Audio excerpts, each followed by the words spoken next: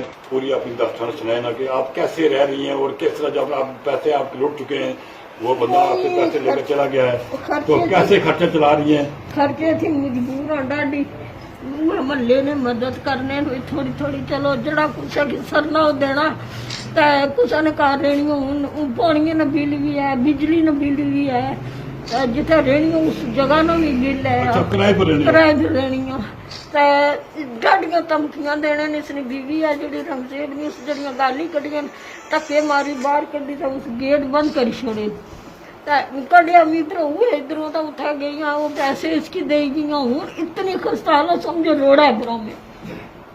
अच्छा, तो एक मकान किसकी दिता मकान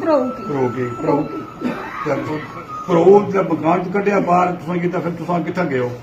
असा कोटली गए कोटली रहे असा 3 महीने कोटली फिर नहीं सी उठा कोई जगह पता नहीं किराया नहीं सी पूरा उठू मुड़ी और हमारे इंतहाई मुतर्रक नौजवान साथी जो है डिजिटल मीडिया फेडरेशन के नायब सदर हैं गुजरा कोटली के, वो भी राजा उस्मान शानी साहब और जो राकम आपके साथ सामने खड़ा है, ये पुरजोर मुतालबा करते हैं कि पुलिस वालों से बिलखसूस और दीगर कानून नफज करने वाले अदारों से कि ऐसे जो मजलूम ख्वातीन हैं या मजलूम लोग हैं उनको आप इंसाफ दिलाने की बजाय आप इन पर मुख्तलिफ किस्म की दरखास्तें जो हैं वो ना लें और ना इनके खिलाफ कोई कार्रवाई करें।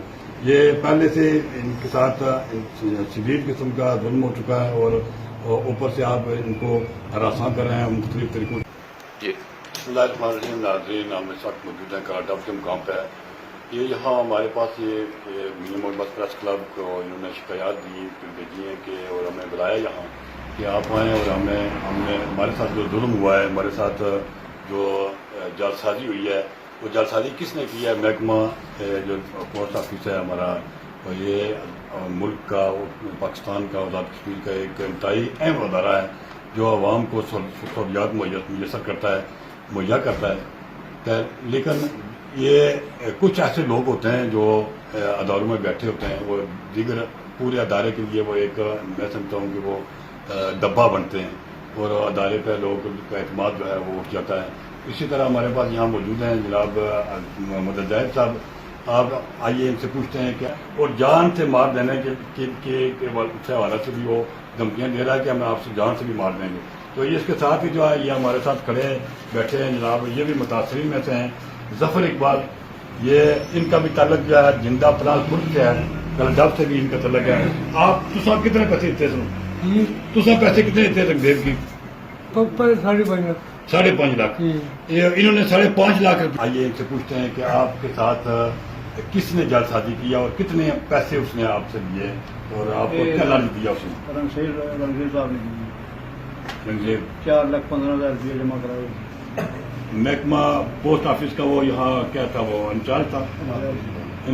तुसा भी दरख्वास्त इन्होंने पाई हो, जफर ने पाई हो, तुसा ने कितने रकम से?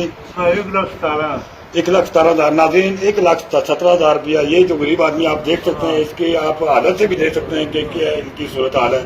और ये कितनी रकम उसको दी? अबू के पैसे है, बड़े भाई के थे, वो बेवा औरत है, उनके बच्चे, भाई फौत हो गया। अच्छा, ठीक है, उनके पैसे थे 6,12,000 रुपया और पहले बैंक में थे ऊपर, इसने इसी तरह चांसे पे आ गए।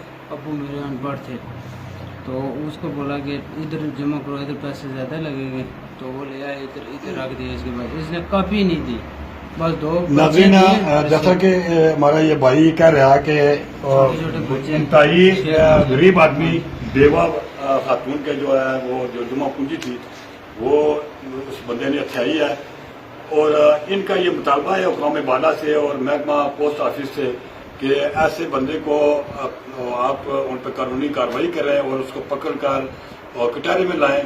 और जो अच्छा होया जी, अम्मी पैसे जमा कराए। अम्मी ने क्या ना है? सिकंदर बीबी। अच्छा, सिकंदर बीबी। तो कितने पैसे उन्होंने जमा कराए? उन्होंने 3,90,000। 3,90,000 रुपया। नाज़रीन आप जैसा कि छोटा बच्चा जो है वो कह रहा है कि 3,90,000 रुपया जो है। नाज़रीन इकराम, जैसा कि मुझसे पहले हाजी ज़कात साहब ने और मुख्तलिफ लोगों ने آج پوسٹ آفس کے حوالے سے آپ نے اپنے مشکلات و مسائل پر بات کی ہے.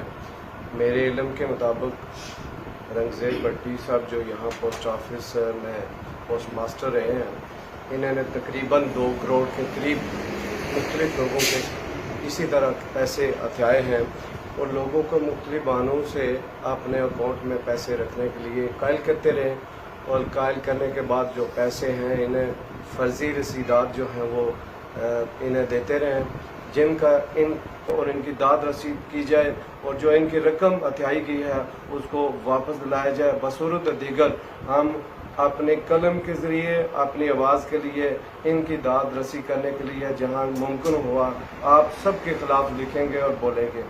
ان کے ساتھ کھڑے رہیں گے اور ہم ان کے ساتھ پوسٹ آفس میں ہم ان کے ساتھ ہر معاملے میں کھڑے ہیں، مظلوم لوگوں کے ساتھ جن کے ساتھ یہ زیادتی ہوئی ہے، بالخصوص وہ جو خاتون ہیں ان کے ساتھ جو زیادتی ہے اور ناقابل برداشت ہے.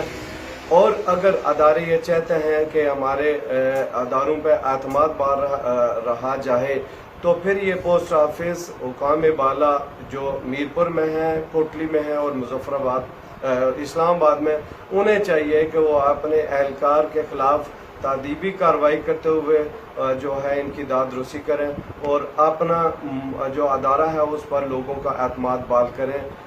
تو پھر بصورت دیگر یہ کرپشن کی داستانیں چلتی رہیں گی.